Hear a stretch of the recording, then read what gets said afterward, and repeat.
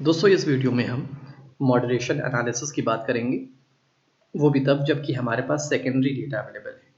तो moderation analysis होता क्या है, पहले ब्रीफ में हम ये डिस्कस करेंगे। उसके बाद मॉडरेशन एनालिसिस सेकेंडरी डेटा के साथ स्टेटा सॉफ्टवेयर में कैसे रन करना है, दूसरी चीज़ ये हो डिस्कस करेंगे। तीसरी चीज़ रिजल्ट्स के इंटरप्रिटेशन की बात करेंगे, रिजल्ट्स को इंटरप्रेट कैसे किया जाएगा कि मॉडरेशन इफेक्ट है कि नहीं है।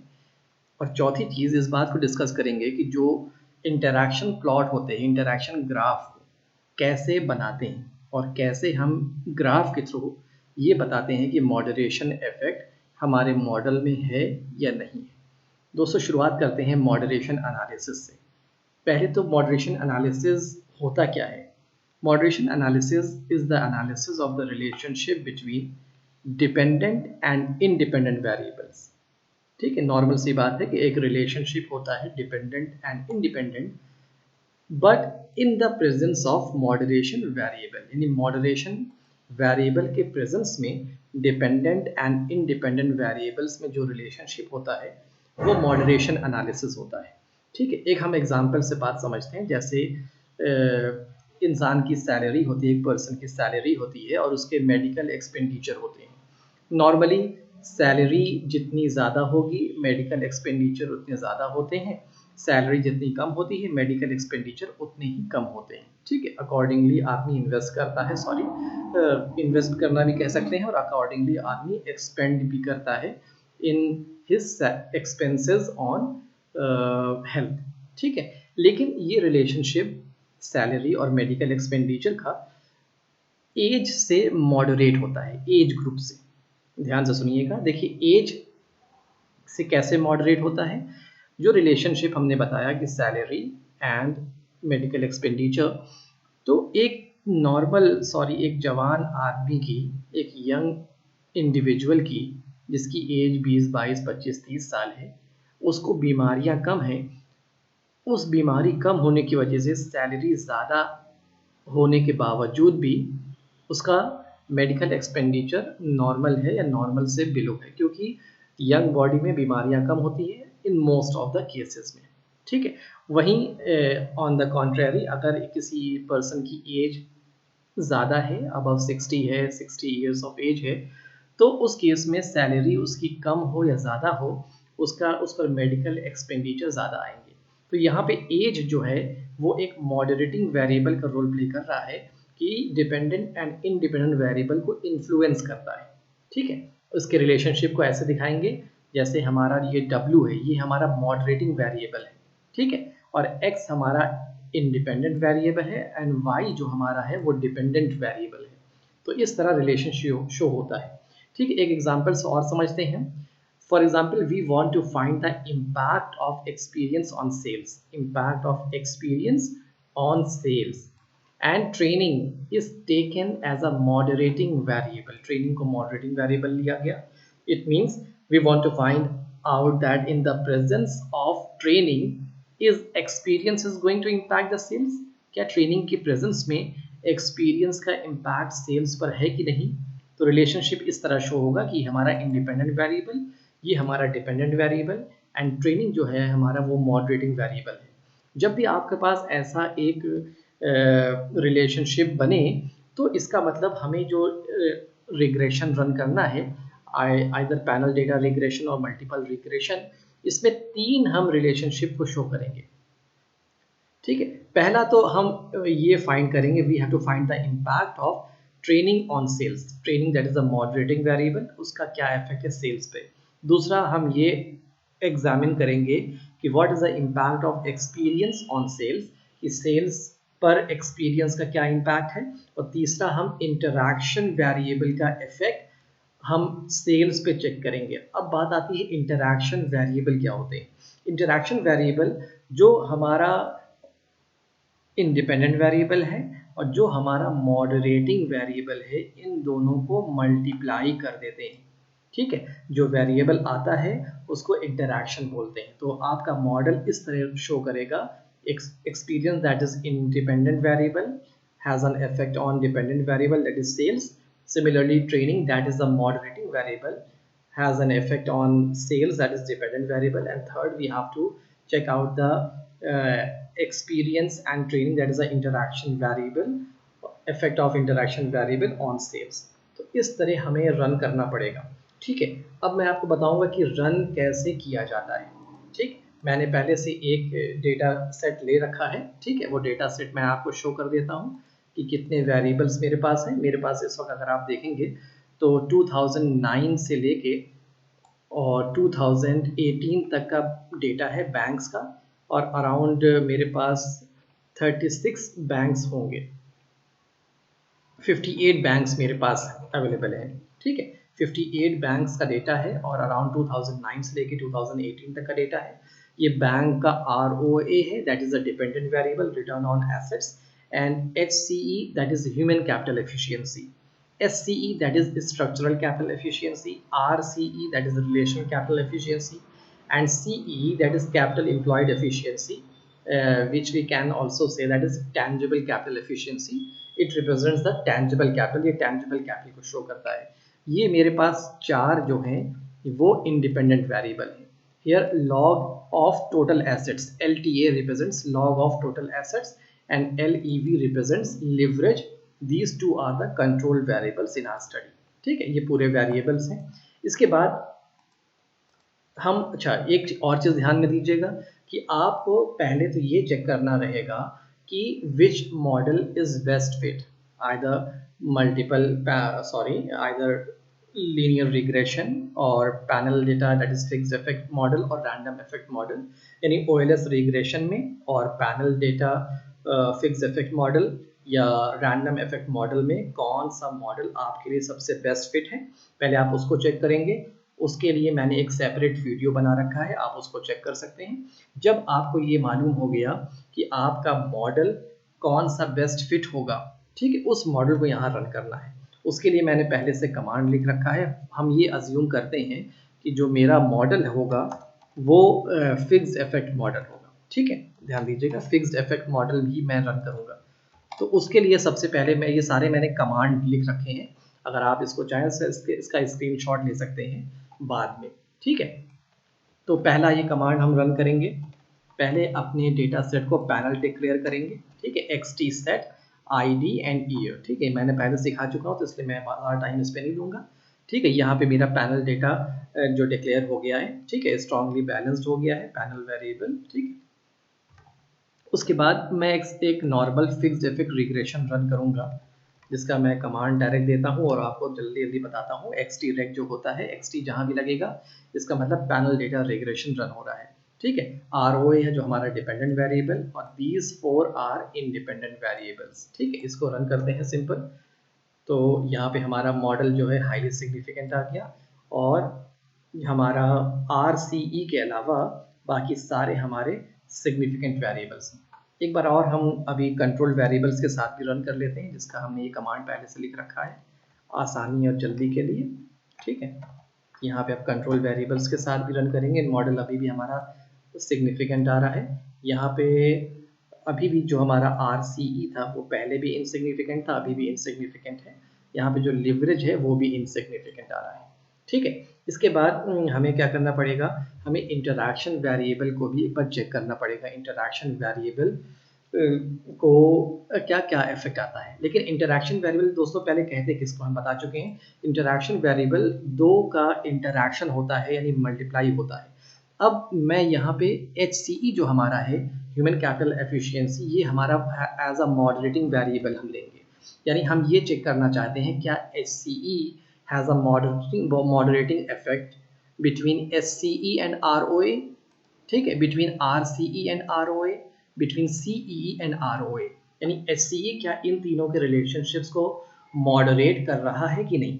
उसके लिए पहले हमें इंटरैक्शन वेरिएबल जनरेट करना पड़ेगा। वो आप एक्सेल शीट से भी कर सकते हैं। एक्सेल शीट जैसे मैंने यहाँ बना रखी है, ये HCE है, ये आपका SCE है। हर एलिमेंट को मल्टीप्लाई करके यहाँ पर आ जाएगा। और अगर आप इस डेटा में करना चाहें तो इस डेटा में उसका कमांड कैसे लिखेंगे आप, जनरेट, जो चीज़ आपको जनरेट करना है। ठीक है, यहाँ GEN फॉर जनरेट, हम उस वेरिएबल का जो नाम आपको देना है वो नाम यहाँ लिखेंगे, हम उसका नाम सिंपल ताकि याद रहे HCE और SCE दे रहे हैं, ठीक है। कैसे वो वेरिएबल जनरेट होना है, HCE को मल्टीप्लाई करना है SCE से, ठीक है। तो आप यहाँ पे एंटर कर देंगे, एक बार आपको मैं दिखा देता हूँ। देखिए एक नया वेरिएबल हमारे पास आ गया होगा, देखिए HCE SCE एक वेरिएबल आ गया। ऐसे ही हम बाकी दो भी जनरेट कर लेंगे, बाकी दो इंटरैक्शन वेरिएबल भी कर लेंगे, ठीक है। तो जल्दी जल्दी करते हैं ताकि वीडियो बहुत लंबी ना हो जाए। ये दूसरा वेरिएबल जनरेट हो गया। इसी तरह तीसरा वेरिएबल के कमांड हमने कॉपी किया और यहाँ पे पेस्ट करके इंसर्ट कर दिया। अब आप देखेंगे कि मेरे पास 3 इंटरैक्शन वेरिएबल आ गए हैं, ठीक है। HCE का SCE के साथ, HCE का RCE के साथ एंड HCE का CEE के साथ। ये तीन एक हमारे लिए एज अ वेरिएबल रिप्रेजेंट करेंगे, ठीक है। अब हम फिर से एक बार फिक्स इफेक्ट मॉडल रन करते हैं जिसमें हमारे इंटरैक्शन वेरिएबल भी हो, ठीक है। याद रखिएगा मैं फिक्स्ड इफेक्ट मॉडल इसलिए रन कर रहा हूँ कि फिक्स्ड इफेक्ट ये अज्यूम करके चल रहा हूँ कि fixed effect model is the most appropriate, ठीक है। आप ये चेक कर लीजिएगा पहले कि आपके लिए फिक्स्ड इफेक्ट मॉडल सबसे बेस्ट एप्रोप्रिएट है कि रैंडम इफेक्ट मॉडल या पूल्ड OLS रिग्रेशन मॉडल। जो मॉडल बेस्ट फिट होगा आप वो रन करिएगा, ठीक है। यहाँ पे एंटर करते हैं। अब आपको यहाँ पे नजर आ जाएगा कि हमारे जो HCE जो पहले सिग्निफिकेंट था वो इनसिग्निफिकेंट हो गया, SCE अभी तक सिग्निफिकेंट है, RCE ये पहले भी इनसिग्निफिकेंट आ रहा था अभी भी इनसिग्निफिकेंट है, और CE पहले भी सिग्निफिकेंट था अभी भी सिग्निफिकेंट है। अब हमें देखना है इंटरैक्शन वेरिएबल का रिजल्ट। इंटरैक्शन वेरिएबल 3 वेरिएबल हमने लिए थे, 3 में से ये पहले और दूसरे ये दोनों ये इनसिग्निफिकेंट है, तीसरा वाला जो है सिग्निफिकेंट है but in the negative direction, ठीक है। तो यहाँ पे ये बात आ गई कि अब हमें रिजल्ट्स को इंटरप्रेट कैसे करना है, ठीक है। यहाँ पे देखिए अगर आप इस वाले मॉडल को देखेंगे, वेरिएबल को देखेंगे, तो यहाँ पे ये वाला इंटरैक्शन वेरिएबल हमारा सिग्निफिकेंट आ रहा है इन द नेगेटिव डायरेक्शन। तो अब आप रिजल्ट्स इंटरप्रेट कैसे करेंगे, उसके लिए ये चार्ट आप लोग इसको फोटो ले लीजिए, स्क्रीनशॉट ले लीजिए ताकि आपको मालूम हो जाए। देखिए इंडिपेंडेंट वेरिएबल, ये हमारा मॉडरेटिंग वेरिएबल, ये हमारा इंटरैक्शन वेरिएबल, और मॉडरेशन इफेक्ट है कि नहीं ये वो शो करेगा। तो देखिए सीधी सी बात, अगर आपका इंटरैक्शन वेरिएबल इनसिग्निफिकेंट आ रहा है, पहली चीज याद रखिएगा, अगर इंटरैक्शन वेरिएबल को सबसे पहली बार चेक करेंगे, पहले अगर चेक करने पे आपको लग रहा है इंटरैक्शन वेरिएबल इनसिग्निफिकेंट है तो मॉडरेशन इफेक्ट नहीं होगा, बात खत्म हो गई इसी जगह, ठीक है। लेकिन दूसरी कंडीशन अगर हुई, दूसरी कंडीशन क्या है कि इंटरैक्शन वेरिएबल सिग्निफिकेंट हो गया। इंटरैक्शन वेरिएबल अगर सिग्निफिकेंट आ रहा है तो जब सिग्निफिकेंट इंटरैक्शन वेरिएबल आ रहा है तो फिर हम ये चेक करेंगे कि मॉडरेशन वेरिएबल सिग्निफिकेंट है कि नहीं। अगर interaction variable and moderation variable ये दोनों आपका अगर सिग्निफिकेंट आ रहा है तो मॉडरेशन इफेक्ट एग्जिस्ट करता है, अदरवाइज नहीं करेगा, ठीक है। आप वीडियो को रिपीट कर लीजिए ताकि दोबारा समझ लीजिए। हम उसी चीज़ को यहाँ अप्लाई करते हैं। यहाँ पे आप देखेंगे कि यहाँ पे ये तीन हमारे इंटरैक्शन वेरिएबल, पहला इंटरैक्शन वेरिएबल इनसिग्निफिकेंट है, दूसरा इंटरैक्शन वेरिएबल इनसिग्निफिकेंट है, ये दोनों हमारे इनसिग्निफिकेंट आ रहे हैं। तो इंटरैक्शन वेरिएबल को सबसे पहले चेक करेंगे, इनसिग्निफिकेंट आने के बाद इसका मतलब ये है कि मॉडरेशन इफेक्ट एग्जिस्ट करता ही नहीं है, ठीक है। लेकिन तीसरे केस में यहाँ पे जब आप देखेंगे तो यहाँ पे सिग्निफिकेंट आ रहा है, इंटरैक्शन वेरिएबल सिग्निफिकेंट आ रहा है, ठीक है। तो ये वाली केस बन जाती है, या तो ये वाली बनेगी या तो ये वाली बनेगी या तो ये वाली बनेगी, ठीक है। अब आपको हमें चेक करना है मॉडरेशन वेरिएबल क्या शो करता है। अगर मॉडरेशन वेरिएबल सिग्निफिकेंट है तो मॉडरेशन इफेक्ट एग्जिस्ट करता है। तो यहाँ पे देखते हैं मॉडरेटिंग वेरिएबल मेरा HCE था, ये देखिए ये HCE मॉडरेटिंग वेरिएबल है और CEE इस केस में हमारा इंडिपेंडेंट वेरिएबल है। तो HCE का हम ये देखिए, जो वेरिएबल हमारा ये HCE है ना, इसको देखेंगे यहाँ पे HCE इनसिग्निफिकेंट आ रहा है। तो जब मॉडरेटिंग वेरिएबल इनसिग्निफिकेंट आए और इंटरैक्शन वेरिएबल सिग्निफिकेंट है, लेकिन इसका मतलब क्या है कि मॉडरेशन इफेक्ट एग्जिस्ट नहीं करता है, ठीक है। मैं दोबारा रिपीट कर दे रहा हूँ कि अगर इंटरैक्शन वेरिएबल सिग्निफिकेंट आ गया है लेकिन मॉडरेशन वेरिएबल इनसिग्निफिकेंट आ गया, यानी ये वाली केस बन गई आपकी, कि यहाँ पे क्या हुआ, यहाँ पे इंटरैक्शन वेरिएबल सिग्निफिकेंट है लेकिन मॉडरेशन वेरिएबल इनसिग्निफिकेंट है, ऐसे केस में मॉडरेशन इफेक्ट एग्जिस्ट नहीं करता है। यहाँ तक क्लियर है। इसके बाद इस चीज़ को चेक करने के लिए, अपनी बात को हम दोबारा चेक करने के लिए कि रियली में मॉडरेशन इफेक्ट एग्जिस्ट नहीं करता या करता है, इसके लिए ग्राफ्स बनाते हैं। ठीक है, ग्राफ बनाने के लिए क्या करना पड़ेगा आपको पहली चीज़ ये करना पड़ेगा, आपको डमी वेरिएबल क्रिएट करना पड़ेगा। Dummy variable of independent variable, जितने भी आपके इंडिपेंडेंट वेरिएबल हैं उनका डमी क्रिएट करना पड़ेगा। देखिए स्टेप लिखा है, और डमी को कैसे 0 और 1 में आपको रिप्रेजेंट करना पड़ेगा। 0 मतलब वो वैल्यूज जो एट और बिलो द एवरेज हो, ठीक है, और 1 उसको देंगे जो अबव द एवरेज हो। बात समझ में आई नहीं आई? जैसे फॉर एग्जांपल आपने HCE लिया है, ठीक है, HCE देखिए हमने ये पूरा मेरा जो है, ठीक है, ये आप देख रहे होंगे ये HCE है। HCE का एवरेज पहले आप ले लीजिए, ठीक है, हमने यहाँ पे एक्सेल शीट में ये एवरेज निकाल लिया, ये 4.40 आ रहा है HCE का। तो जो HCE की वैल्यू 4.40 से अबव होगी उसको हम 1 डिनोट करेंगे, और जो HCE की वैल्यू 4.40 से नीचे होगी, बिलो होगी, उसको हम 0 डिनोट करेंगे। अब ये इस डेटा में करना कैसे है वो हम बता रहे हैं आपके लिए। इसके लिए मैंने एक कमांड लिख रखा है, ठीक है, ये देखिए ये कमांड आप रन करेंगे। देखिए जनरेट, यानी एक जनरेट करेगा एक वेरिएबल, किस नाम से, इस नाम से, जो भी नाम आप देना चाहें वो नाम यहाँ पे लिख दीजिएगा। मैंने डमी अंडरस्कोर HCE दिया है। कैसे जनरेट करेगा, उसको जनरेट करेगा जिसकी वैल्यू 4.40 से 0 होगी, देखिए ज़्यादा होगी, सॉरी, और वो भी आपको देखिए यहाँ पे वो वेरिएबल का नाम लिखना है जो आपके डेटा सेट में है। HCE स्मॉल कैपिटल में था, स्मॉल लेटर में था, इसलिए मैंने यहाँ पे स्मॉल लेटर लिखा है, ग्रेटर देन 4.40। ठीक है, जब आप इसको एंटर करेंगे तो आप यहाँ पे देखेंगे एक और वेरिएबल आपका क्रिएट हो जाएगा, डमी HCE। अब आप अगर चेक करना चाहें, देखिए यहाँ पे HCE की वैल्यू कितनी है, 5.23, ठीक है, तो हमने 4.40 से ज़्यादा है इसलिए 1 हो गया, ठीक है। इस वैल्यू को देखेंगे आप, यहाँ पे 3.74 है, 4.40 से कम होने की वजह से इसको 0 डिनोट कर दिया ऑटोमेटिक। ऐसे ही यहाँ पे अगर आप देखेंगे 4.26 है, ये 4.40 से कम होने की वजह से 0 हो गया, ठीक। ऐसे ही आप बाकी वेरिएबल्स को भी जनरेट कर देंगे, ठीक है। ऐसे मैंने लिख लिया पहले से, ठीक है। अब ये तो HCE था, ऐसे ही मैं एक डमी क्रिएट करूंगा वेरिएबल HCE के लिए। ये 0.072 कहाँ से आ रहा है, ये मैंने पहले से इसका एवरेज निकाल रखा है। देखिए HCE का एवरेज 0.722 है, ठीक है। ऐसे ही मैंने RCE का निकाल रखा है और CEE का एवरेज निकाल रखा है, तो मैं यहाँ से कॉपी कर ले रहा हूँ उसको, ठीक है। यहाँ पे आप इसको जनरेट कर दिया। ऐसे ही फिर तीसरा वेरिएबल आप RCE जो वेरिएबल है उसके लिए जनरेट करिए, ठीक है। यहाँ पे RCE वेरिएबल जनरेट हो जाएगा, और ऐसे ही फोर्थ वेरिएबल जो डमी क्रिएट हो जाएगा, ये आपका फोर्थ वेरिएबल डमी CEE हो जाएगा। एक बार मैं आपको दिखा दूं, देखिए, ठीक है, dummy HCE, dummy HCE, dummy RCE and dummy CE। एक बार अगर आप मैच करना चाहें तो मैच कर लीजिएगा, ठीक है। वो जो वेरिएबल आपने मीन लिया है, मीन से ज़्यादा जो वैल्यू है उसको 1 डिनोट कर दिया है, और मीन से कम जो वैल्यू है उसको 0 डिनोट कर दिया है, ठीक है।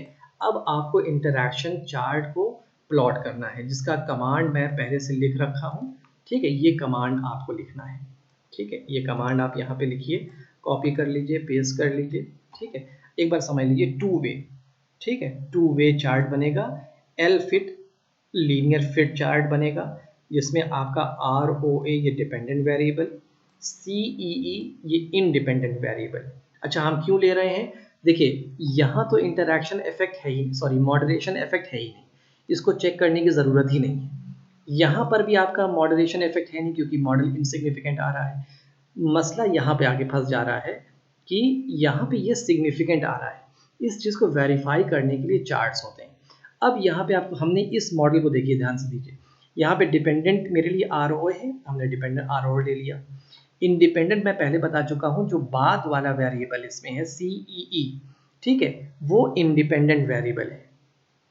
और ये एक इफ डमी एससीई जो हमने नया वेरिएबल क्रिएट किया है इज इक्वल टू 1, ये आपका ये एससीई वाला ये कौन सा है, ये आपका मॉडरेटिंग वेरिएबल का डमी है। ठीक है, जब उसकी वैल्यू 1 हो, 1 मतलब क्या है कि अबव एवरेज उसकी वैल्यू हो। और ऐसे ही दूसरा एल फिट यानी लीनियर फिट लाइन बनेगी, ये दो लाइन बनेगी असल में। आर ओ ए आपका डिपेंडेंट वेरिएबल, सी ई आपका independent variable, and if dummy S C E underscore S C E is equal to 0। ठीक है, यहाँ पे आप जब एंटर क्लिक करेंगे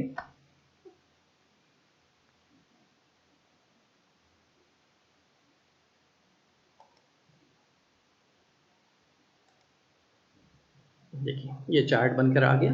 ठीक है, यहाँ सी ई है, यहाँ पे देखिए फिटेड वैल्यूज है।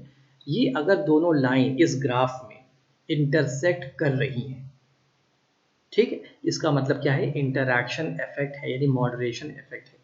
याद रखिएगा इस ग्राफ की बात कर रहे हैं। आप कहेंगे कि इस ग्राफ को हम और आगे तक ले जाएं तो इंटरसेक्ट कर जाएगा तो मॉडरेशन इफेक्ट है, वो बात वैलिड नहीं होगी। हमें इस बात को देखना है कि जो ग्राफ यहाँ पर बन करके आया है, इस ग्राफ में अगर दोनों लाइन इंटरसेक्ट कर रही हैं, क्रॉस एक दूसरे को कर रही हैं, इसका मतलब इंटरैक्शन इफेक्ट है। ठीक है, और सॉरी मॉडरेशन इफेक्ट है। और अगर दोनों को क्रॉस नहीं कर रही, दोनों लाइन इंटरसेक्ट नहीं कर रही हैं तो मॉडरेशन इफेक्ट नहीं है। ठीक है, हमने अभी जो चेक किया था वो इस वाले मॉडल का चेक किया था। ठीक है, अगर आप चाहें तो एक बार इस वाले मॉडल का भी हम चेक कर लेते हैं। इस वाले मॉडल का फॉर्मूला मोर और लेस सेम होगा। आर ओ ए डिपेंडेंट वेरिएबल है, यहाँ पे हमारा जो इंडिपेंडेंट है वो आर सी ई है। ठीक है, तो यहाँ पे आर सी ई लिख लीजिए, आर सी ई। डमी हमारा एस सी ई रहेगा, यहाँ पर भी देखिए आर सी ई करना है इसको डमी, क्योंकि हर जगह डमी एस सी ई क्यों ले रहे हैं, क्योंकि हमारा जो मॉडरेटिंग वेरिएबल है वो एस सी ई है। तो ये डमी एस सी ई जो है हमारा वो क्या है, वो मॉडरेटिंग वेरिएबल का डमी है। ठीक है, यहाँ पे देखिए एक लाइन ये बन रही है, दूसरी लाइन ये बन रही है, इंटरसेक्ट नहीं कर रही है और बहुत दूर है। ठीक है, दूर होने की वजह से क्या है, मॉडरेशन इफेक्ट नहीं है। ऐसे ही अगर तीसरे जो हमारा इसमें इनसिग्निफिकेंट आ रहा था, एक बार अगर इसको चेक कर लेंगे तो फॉर्मूला आप यहाँ से कॉपी कर लीजिए। आर ओ ए डिपेंडेंट वेरिएबल, यहाँ पे इंडिपेंडेंट वेरिएबल हमारा एस सी ई है, तो आर सी ई की जगह एस सी ई लिखेंगे। Dummy S C E is equal to 1 ही रहेगा, क्योंकि हमारा moderating variable S C E है, उसका डमी हमने ले रखा है। ऐसे ही अगले वाले उसमें भी चेक कर लेंगे। ठीक है, यहाँ पे फॉर्मूला बाकी सेम रहेगा, एंटर कर देंगे। तो देखिए दो लाइन बनी, दोनों ने इंटरसेक्ट नहीं किया, इसका मतलब मॉडरेशन इफेक्ट नहीं है। लाइन इंटरसेक्ट करेगी तो मॉडरेशन इफेक्ट है, नहीं करेगी तो मॉडरेशन इफेक्ट नहीं है। ठीक है दोस्तों, उम्मीद है वीडियो आपके काम का होगा। लंबा ज़्यादा हो गया है लेकिन फिर भी एक काम का वीडियो था। तो कोई आपको डाउट होगा तो आप कमेंट सेक्शन में मुझसे कांटेक्ट कर सकते हैं। Okay, thanks a lot.